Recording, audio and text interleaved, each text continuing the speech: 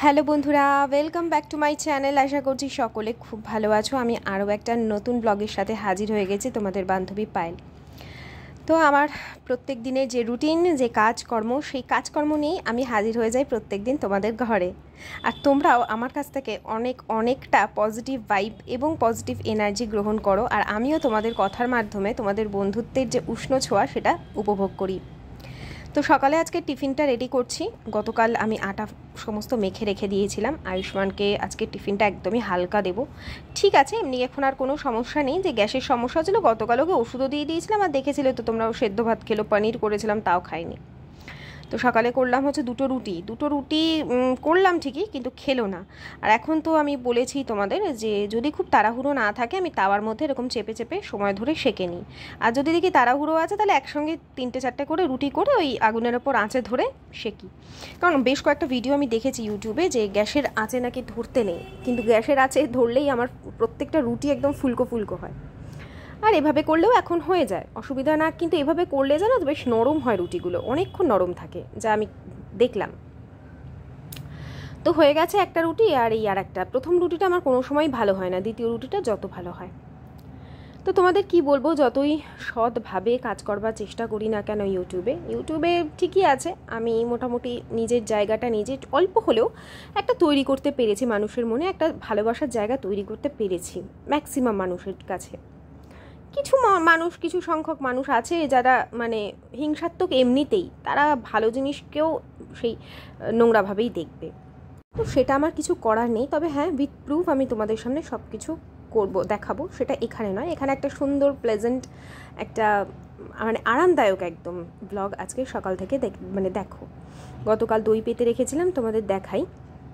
দইটা ওপর দিকে জানো তো জল কেটেছে। মানে কি, কেন জল কেটেছে? ওই যে আমি ছাঁকনির মধ্যে জলটা ছেঁকে নিয়ে নিই, আর ওই আমুলের যে দইটা, প্যাকেট দইটা আসে না, ওটার মধ্যে ভীষণ জল থাকে। তুমি কখনো একটা প্যাকেট পুরো গোটা ছাঁকনির মধ্যে ছেঁকে নিও, দেখবে জল কতটা পড়বে। আর ছাঁকনির মধ্যে মানে বেশ অনেকক্ষণ রেখো আর কি, ছাঁকনির মধ্যে কতটা জল থাকবে দেখো। তো আমি সবসময় আশিসকে বলি আমুলের দইটা এনো না, তার থেকে রেড কাউয়ের দইটা ভালো বা ঠাক্কারের দইটা ভালো। আর এনেছে, কি করা যাবে। তো প্যাকেট দই আনবে। বাটির দইগুলো কিন্তু আবার একটু ওই আঠালো ওই জিনিসটাকে একদম চাক বাঁধাবার জন্য না, মনে হয় কর্নফ্লাওয়ার দেয়। ওই জন্য ঘরে পাতলে এই দইটা কেমন লোদ টাইপের হয়, ওটা আবার খেতে চায় না আমার ঘরে কেউ।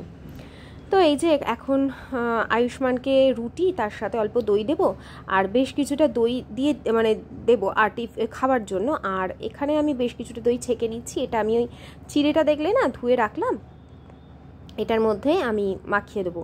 একটু শুকনো করে দেখো, তাই কতটা, বেশিক্ষণ ছাঁকিনি তাই কতটা জল বেরিয়েছে। একটু শুকনো করেই দিলাম, আর অল্প করে চিনি দিচ্ছি, কারণ পরে জল কেটে গেলে এই মানে টিফিন বক্স থেকে গলে বেরিয়ে যেতে পারে। তো চিনি দিলাম আর অল্প বিট লবণ দিলাম, দিয়ে এখন দই চিড়েটাকে ভালো করে মাখিয়ে দিয়েছি। আমরা দীঘাতে খেয়েছিলাম দই চিড়ে, মানে প্রত্যেক দিন কচুরি, লুচি, পরোটা এসব খেয়ে না লাস্টের আগের দিন আর মানে পারছিলাম না। আমরা গিয়ে দই চিড়ে খুঁজে নিয়ে এসেছিলাম। কি ভালো যে মেখেছিল, মুখে যেন এখনও স্বাদটা লেগে আছে। তো আমার ছেলের যথারীতি ভালো লাগেনি, ও একটু চটপটা খাবার দাবারই খেতে ভালোবাসে। আমাকে টিফিন নিয়ে এসে বলছে, কি টিফিন দিয়েছিলে মা, এসব খাওয়া যায়? আর কি করা যাবে, কিন্তু অভ্যাস আমি ওকে কিন্তু ছোটো থেকেই করিয়েছি। যে সবসময় যে মুখরোচক দিই তাও নয়, ও বলে ঠিকই, কিন্তু টিফিনে ওকে আমি রুটি আলু ভাজাও দিই।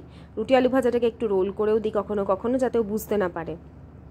বুঝতে ঠিকই পারে, মানে ওর অভ্যেস হয়ে, খেতে ওরমভাবে অভ্যেস হয়ে গেছে। মানে সেগুলোর আমি তোমাদের ভিডিওতে কখনো দেখাই না, তোমরা ভাবো বোধহয় সবসময় ওকে আমি চিকেন দিয়ে ডিম দিয়ে টিফিন করে দিই। তা নয়, হালকা খাবারই ও ম্যাক্সিমাম খায়। যেগুলো খুব ভালো স্পেশাল টিফিন থাকে সেগুলোর রেসিপি আমি তোমাদের সাথে শেয়ার করি। শুধু তা কেন, সবই শেয়ার করি। তো তোমরা দেখবে আমি যখন ওকে মোগলাই বানিয়ে দিই, তখনও কিন্তু তার মধ্যে ডিম ছাড়াও গাজর কুচি দিই, আটা দিয়ে বানিয়ে দিই, এইরকম টুকিটাকি আর কি চেষ্টা করি ওকে সব কিছুর মধ্যে রাখার। আর এই যে আমাদের প্রত্যেকের মানে 3 জনের জন্য রাত্রিরে আমি যে আমন্ড ভিজিয়ে রাখি 4টে করে, সেই আমন্ডগুলো এখন ছাড়িয়ে নিচ্ছি। এই আমন্ড ছাড়াতে গিয়ে না মাঝে মধ্যে আমার মানে নখটাতে ব্যথা হয়ে যায়। একটা থাকে ইজিলি স্মুথলি খোসা চলে আসে, আর একটা থাকে ভীষণ হার্ড। তো এই যে দইটা দিয়ে দিলাম, তার মধ্যে অল্প একটু চিনি দিয়েছি, একটু গোলমরিচ দিয়েছিলাম, আর রুটি দিয়েছি। কিন্তু 2টো রুটি খেলো না, একটাই খেলো, আর 4টে আমন্ড দিয়েছিলাম, আর 1 গ্লাস জল। এটা খেয়ে আর দই চিড়ে নিয়ে তিনি চলে গেলেন। আজকে আবার ছিল ওদের পিটি, তো এটা হচ্ছে আয়ুষ্মানের পিটির ড্রেস। আয়ুষ্মান বেরিয়ে যাওয়ার পর আমার আরও এক প্রস্থ কাজ থাকে, সেটা হচ্ছে ঘর পরিষ্কার করা। আজকে পুরো ঝুল ঝাড়া থেকে শুরু করে ফ্যান পরিষ্কার করা থেকে সব কিছু করেছি, সেগুলো আর এই ভিডিওতে তোমাদের দেখাইনি। তো আয়ুষ্মান বেরিয়ে যাওয়ার সঙ্গে সঙ্গে মানে আয়ুষ্মানকে দিয়ে যে ওর বাবা আসে, দুজনে 2 গ্লাস গরম জলের মধ্যে রাতে ভেজানো চিয়া সিডটা নিয়ে 4টে আমন্ড দিয়ে খাই, খেয়ে তারপরেই করি কি লিকার চা খেয়ে নিই। তো এই যে এখন চা নিয়ে এসেছি, আশিসের লিকার চা, আমার নর্মাল লিকার চা, আমারটা লেমন টি। আশিসেরটা আদা দিয়ে করি, কিন্তু আজকে আদাটা একদম শেষ হয়ে গেছে, আনতে হবে।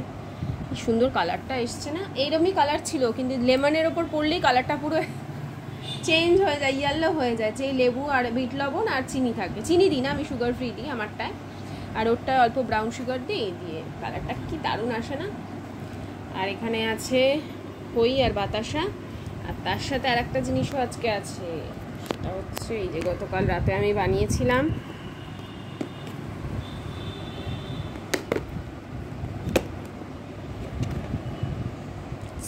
সফট বান।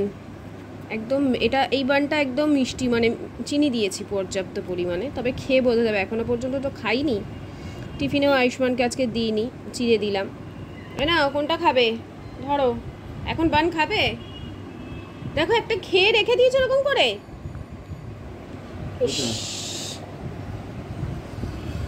না খাওয়া ছিল আগে থেকে।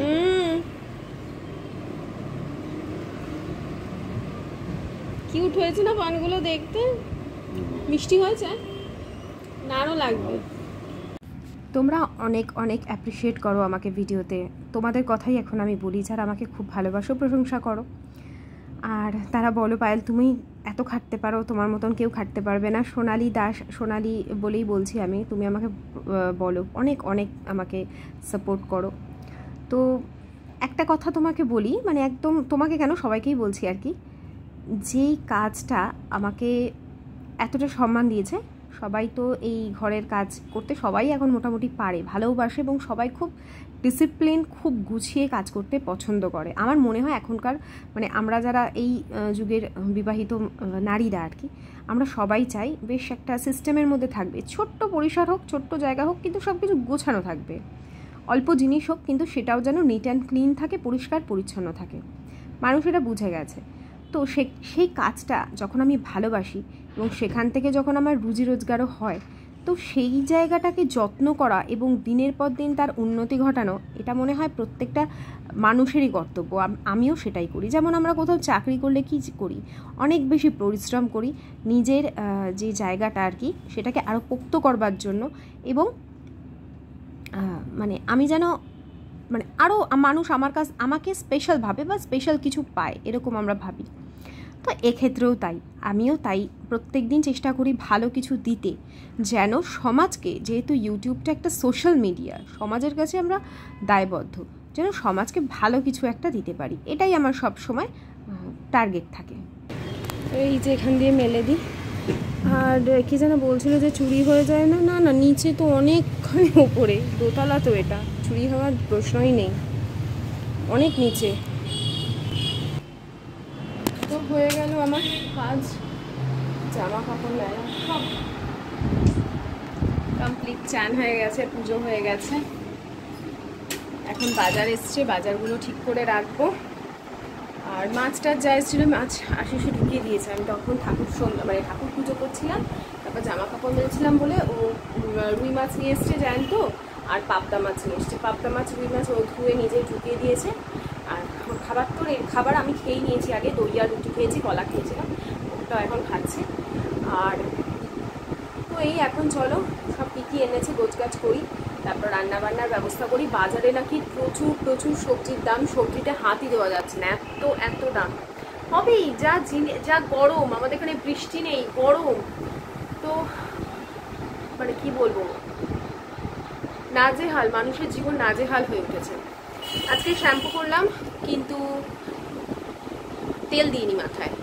আর ওই ঘরের আজকে প্রচুর কাজ করেছি, সব ঝেড়েছি, পরিষ্কার করেছি, ফ্যান পরিষ্কার করেছি, আলমারির ওপর পরিষ্কার করেছি, তারপরে পুরো মানে ঝুল টুল পড়েছিল সেই সব পুরো দেওয়ালে সব ঝুল পরিষ্কার করেছি, রান্নাঘর পরিষ্কার করেছি, সব ক্লিন করে তারপরে শ্যাম্পু করেছি।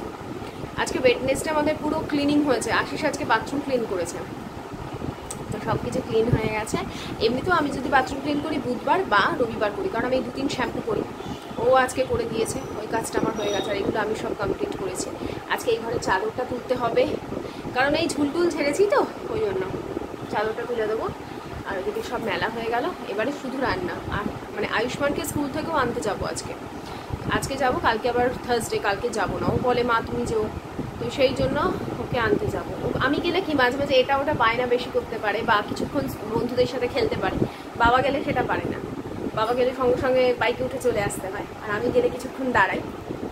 এটাই হয়েছে ফারাক। কিন্তু আমার রান্নাবান্না থাকে সব সময়, তো হয় না আমার পক্ষে ওই খেলার ওইটুকু সময়ের জন্য যাওয়াটা আমার পক্ষে হয় না। এত কাজ থাকে, ইউটিউবের কাজ সব সামনে হয়ে ওঠে, তবুও চেষ্টা করি ছেলের আবদার। তো চলো দেখো ভিডিওটা, আশা করছি তোমাদের ভালো লাগবে। তো আজকে জ্যান্ত মাছটা রান্না করব, মানে রুই মাছ নিয়ে এসেছিল, যেটা জ্যান্ত ছিল কাটিয়ে নিয়ে এসেছে। তো জ্যান্ত মাছ সবসময় আদা জিরে বাটা দিয়েই করি, তার সাথে ঝিঙে আলু বা বিনস, শীতকালে হলে বিনস দেওয়া যায় সবজি, বিনস ছিল ঘরে কিন্তু ঝিঙে আলুটাই শুধু দিলাম। বা অনেক সময় ছোটো করে একটু পটলও ভেজে দেওয়া যেতে পারে, ভালোই লাগে কিন্তু, বিশেষ করে এই জ্যান্ত মাছের ঝোলটা। তো এখানে আদাটা ভালো করে গ্রেট করে নিলাম, আর তার সাথে গোটা জিরে দেবো। আমি মিক্সিতে এই ধরনের ঝোলগুলো না মিক্সিতে করি না, কিছু কিছু রান্না দেখবে শিলে বাটা মশলায় বেশি ভালো হয়, যেমন খাসির মাংসটা শিলে বাটা রান্নায় বেশি ভালো হয়, এটা আমার মত। খাসির মাংস কেন, যদি আমি চিকেনও করি মাঝে মাঝে, কিন্তু পুরো জিরে বলো ধনে বলো সব বেটে নিই, তাতে স্বাদ না বহুগুণ বেড়ে যায়। তো এই যে ভালো করে আগে গ্রেট করে নিয়েছি, তাহলে বাটতে একটু সুবিধা হয়। শিলটা না একবার কাটালে আরও ভালো হতো, আমি একবারও শিলটা কাটাতে পারিনি। ভাবি যে কাটাবো, আবার সেটাকে বেশ কয়েকদিন তার মধ্যে আবার খোসা খোসা বাটতে হয়, অনেক ব্যাপার আছে, তো সেই জন্য। আর এই দিক দিয়ে না শিল কাটা যায়ও না। আমাকে মনে হয় কেউ একজন বলেছিলে যে কুদঘাটে মনে হয় কোথাও একটা শিল কাটানোর দোকান আছে, আমার খেয়াল এখন পড়লো, কিন্তু এটা বয়ে নিয়ে যাওয়াটাও তো একটা ব্যাপার। তো দেখি করে নিতে হবে একবার, না হলে একটু অসুবিধা হয়, হাতে খুব প্রেশার পড়ে। আর তোমরা কে কে এখনও মানে ম্যাক্সিমাম ক্ষেত্রে শিলে বাটায় রান্না করো, মানে এই মশলাটা শিলে বাটো? আমিও ম্যাক্সিমাম যে করি তা নয়, ম্যাক্সিমামটা মিক্সিতেই করি, কিন্তু কিছু কিছু রান্নাটা আমি এইভাবে করি, তাতে আমার মনে হয় যে স্বাদ বহুগুণ বেড়ে যায়, একটা অথেন্টিক রান্না হয়।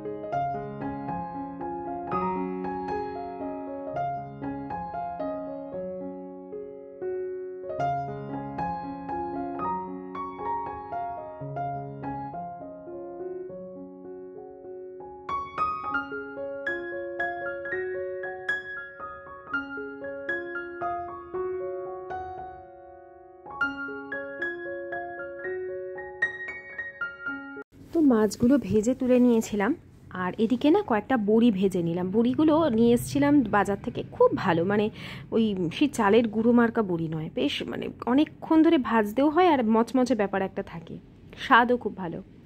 তো এখানে বড়িগুলো ভেজে নেওয়ার পর সামান্য তেল দিলাম, তার মধ্যে দিলাম গোটা জিরে ফোড়ন, তোমরা শুকনো লঙ্কা দিও, আরও টেস্ট হবে।